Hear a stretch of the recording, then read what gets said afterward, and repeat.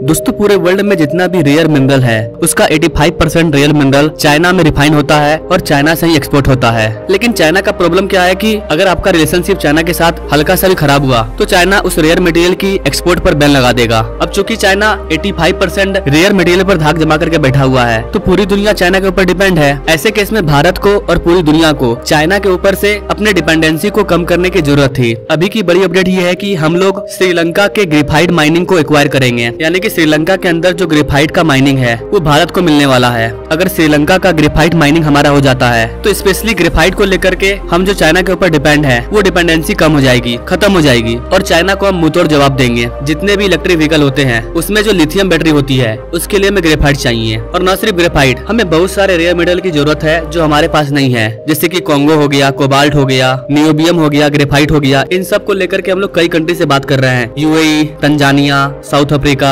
Titanium के लिए बात कर रहे हैं। कई तरह के रेयर मटेरियल के लिए हम लोग कई कंट्री से बात कर रहे हैं ताकि चाइना पर से हम अपनी डिपेंडेंसी को कम करें। तो ये वीडियो काफी इंटरेस्टिंग होने वाला है कि कैसे भारत को श्रीलंका का ग्रेफाइट मिनरल मिलने जा रहा है, आखिर कैसे चाइना दुनिया के 85% रेयर मेटल पर कंट्रोल करता है, आखिर चाइना ने ऐसा कौन सा सिस्टम बना लिया कि पूरी दुनिया रेयर मटेरियल के लिए चाइना पर डिपेंड है। आइए जानते हैं कि क्या अगर हम ऐसी सिस्टम को भारत में बना लें तो क्या हम चाइना से आगे निकल जाएंगे। नमस्ते and welcome you all world affair, मैं विकास।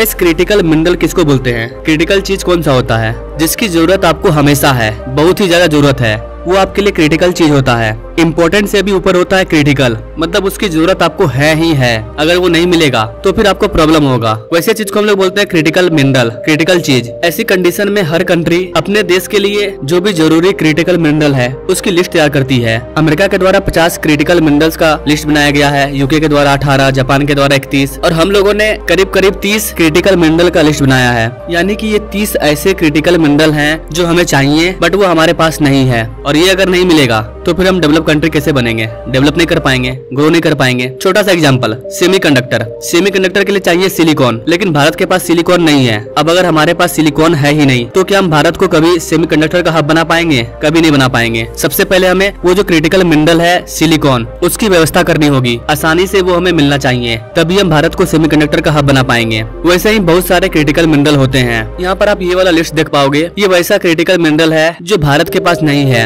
आप यहाँ पर जितने भी क्रिटिकल मिनरल को देख रहे हैं इन सब पर चाइना का कंट्रोल है। इसमें से कोई भी ऐसा मिनरल नहीं है जो चाइना के पास ना हो या चाइना के पास इसकी फैक्ट्री मौजूद ना हो। तो इससे साफ पता चल रहा है कि चाइना हमारे क्रिटिकल मिनरल के लिए एक बड़ा खतरा है। कोई भी प्रॉब्लम होगा तो चाइना इन चीजों के एक्सपोर्ट पर बैन लगा देगा, और जब बैन लगा देगा तो इससे बनने वाली जो चीज है वो बन नहीं पाएगी, तो हमारी कंपनी ठप पड़ जाएगी, हमारा ग्रोथ रुक जाएगा, हमारा अर्थव्यवस्था बिगड़ जाएगा। यही कारण है कि न सिर्फ भारत बल्कि दुनिया के हर एक कंट्री चाइना पर से अपनी 100% डिपेंडेंसी को कम करना चाहते हैं। मतलब अल्टरनेटिव में भी उस चीज के लिए कोई और कंट्री होना चाहिए कि अगर चाइना से आना बंद हो जाए तो हमें कहीं और से मिले। जैसा कि मैंने आपको बताया, पूरे वर्ल्ड में जितना भी रेयर मेटल मौजूद है उसके 70% पर कंट्रोल चाइना का है। उसमें से भी चाइना 85% मिनरल्स को रिफाइन करता है और 95% मिनरल को रिसाइकिल करता है, यानी सारी फैक्ट्री चाइना के पास मौजूद है। कुल मिलाकर दुनिया भर में जितने भी रेयर अर्थ मेटल है उन सब का कंट्रोल चाइना के पास है, जिससे कि हर देश को खतरा है। चाइना ने सिस्टम क्या बनाया है? वैसे तो चाइना के पास बहुत सारे मिनरल मौजूद है जिसकी वो माइनिंग करता है, लेकिन चाइना में हजारों की तादाद में कई बड़े बड़े फैक्ट्री मौजूद है।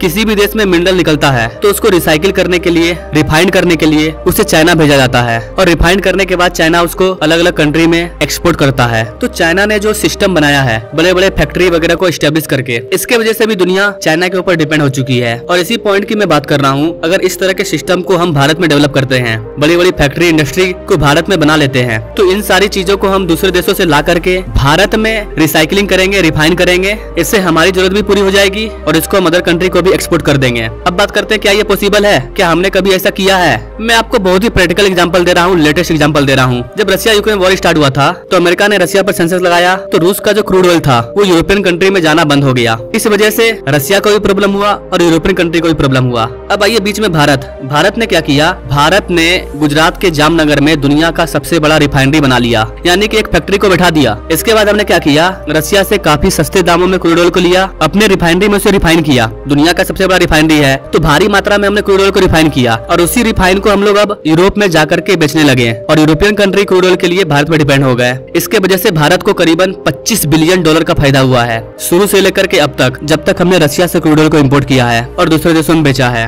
तो इससे भारत को फायदा हुआ। ठीक इसी चीज की मैं बात कर रहा हूँ। अगर रेयर मटेरियल के केस में भी हर चीज के केस में हम लोग भारत में फैक्ट्री बना देते हैं, अदर कंट्री से चीजों को लाते हैं, यहाँ पर उसको रिफाइन करते हैं, उससे प्रोडक्ट को बनाते हैं और दूसरे कंट्री में उसको भेजते हैं, एक्सपोर्ट करते हैं। तो हमारी जो जरूरत है वो तो पूरी होगी ही होगी, इसके साथ साथ हम दूसरे कंट्री की भी जरूरत को पूरा करेंगे और हमारी इकोनॉमी ग्रो करेगी। और यही चीज चाइना किया है और इसी की वजह से चाइना 10 से 15 साल के अंदर दुनिया की दूसरी सबसे बड़ी इकोनॉमी बन गया है। और ठीक यही चीज हम लोगों को करना है और हम लोग कर भी रहे हैं। भारत सरकार कई स्कीम के जरिए, PLI स्कीम, कई तरह के इंसेंटिव दे करके बड़ी बड़ी कंपनियों को भारत में ला रही है और भारत में उन कंपनियों को स्टैब्लिश करवा करके प्रोडक्शन करवा रही है। जो जितना प्रोडक्शन करेगा उसको उतना ज्यादा हम लोग छूट देंगे। इसका रिजल्ट ये हुआ कि चाइना के अंदर जो आईफोन बन रहा था वो आईफोन अब भारत में बन रहा है और भारत में बना हुआ आईफोन अमेरिका जैसे बड़े कंट्रियों में एक्सपोर्ट हो रहा है। अभी हाल ही में मैंने इस पर ये वाला वीडियो लाया था। भारत ने सिर्फ 2022-23 के फाइनेंशियल ईयर में $15 बिलियन का सिर्फ स्मार्टफोन को एक्सपोर्ट किया है, जिसमें से $14 बिलियन का जो एक्सपोर्ट है वो सिर्फ एप्पल कंपनी ने किया है, जो कि भारत में अपने फोन के संबल कर रही है।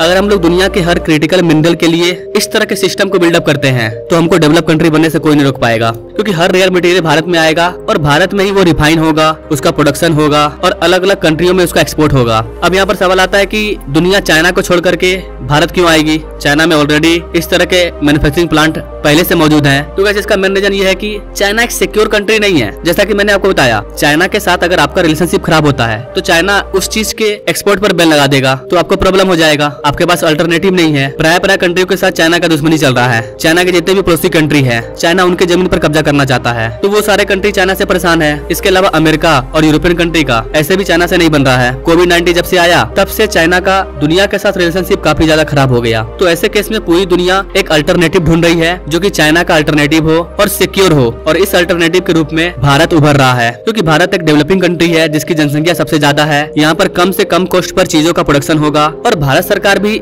उन कंट्रियों को स्कीम दे रही है जिनसे उनको फायदा होगा, और यही कारण है कि ये सारी कंट्री भारत में आना चाह रही है। और अब तो इसका रिजल्ट भी देखने को मिल रहा है। जैसा कि मैंने आपको बताया, श्रीलंका तैयार हो गया है। श्रीलंका में जो ग्रेफाइट का ब्लॉक है, श्रीलंका भारत को सौंप रहा है कि आप यहाँ पर माइनिंग कीजिए और ग्रेफाइट को हमारे यहाँ से निकाल करके भारत लेकर के जाइए, और बदले में उनको पैसा मिलेगा। हम लोग श्रीलंका में बहुत सारा पैसा इन्वेस्ट करेंगे और जो हमारी ग्रेफाइट की जरूरत है वो भी पूरी हो जाएगी, क्योंकि इलेक्ट्रिक व्हीकल में बैटरी को बनाने के लिए ग्रेफाइट की काफी ज्यादा जरूरत पड़ेगी। तो ग्रेफाइट अगर हमें श्रीलंका से मिलेगा तो ग्रेफाइट के लिए हम चाइना पर से अपनी डिपेंडेंसी को पूरी तरह से खत्म कर देंगे। लिथियम आयन बैटरी में एनोड के रूप में ग्रेफाइट का यूज किया जाता है, और ये जो ग्रेफाइट है इसको हम लोग चाइना से मंगवाते थे भारी मात्रा में, लेकिन चाइना ने इसके एक्सपोर्ट पर बैन लगा दिया। क्यों बैन लगाया? क्योंकि भारत इलेक्ट्रिक व्हीकल के दुनिया में आगे बढ़ रहा है और चाइना चाहता नहीं है कि भारत इलेक्ट्रिक व्हीकल के दुनिया में आगे बढ़े। तो क्या करेगा वो? उसने ग्रेफाइट के एक्सपोर्ट पर बैन लगा दिया। लेकिन भारत तो भारत है, तुम नहीं दोगे तो क्या हुआ? ऐसा थोड़ी है कि पूरी दुनिया में ग्रेफाइट है ही नहीं। श्रीलंका हमारा पड़ोसी कंट्री तैयार है हमें देने के लिए, तो श्रीलंका से ग्रेफाइट को भारत लाने में ज्यादा खर्चा भी नहीं उठेगा। इससे भी अच्छी बात यह है कि श्रीलंका में जो ग्रेफाइट मौजूद है वो एक स्पेशल प्रकार का ग्रेफाइट है जिसको विन ग्रेफाइट बोलते हैं, यानी कि 100% प्योरेस्ट ग्रेफाइट। ये पूरे वर्ल्ड में बहुत ही कम पाया जाता है और ये श्रीलंका में काफी ज्यादा मौजूद है। अगर इस वाले ग्रेफाइट से हम लोग बैटरी को बनाएंगे तो बैटरी की जो कैपेसिटी है वो काफी लंबे समय तक टिकेगी। रिपोर्ट के अकॉर्डिंग श्रीलंका में 1.3 मिलियन टन ग्रेफाइट मौजूद है,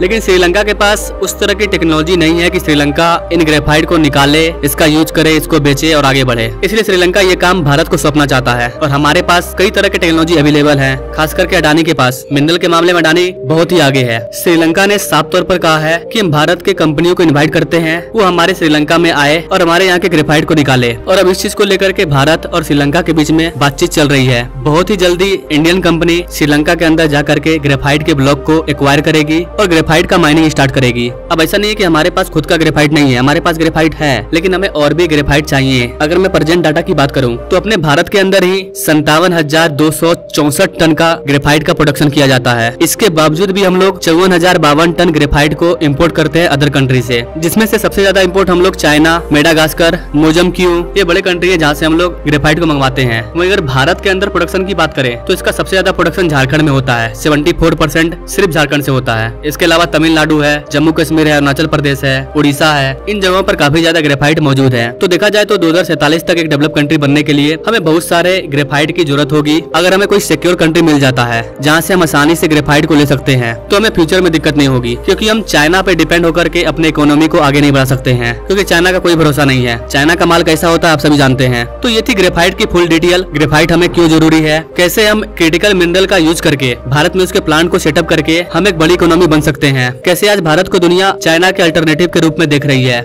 now thank you for watching. मिलते अगले वीडियो में एक नई जानकारी के साथ, तब तक के लिए जय हिंद।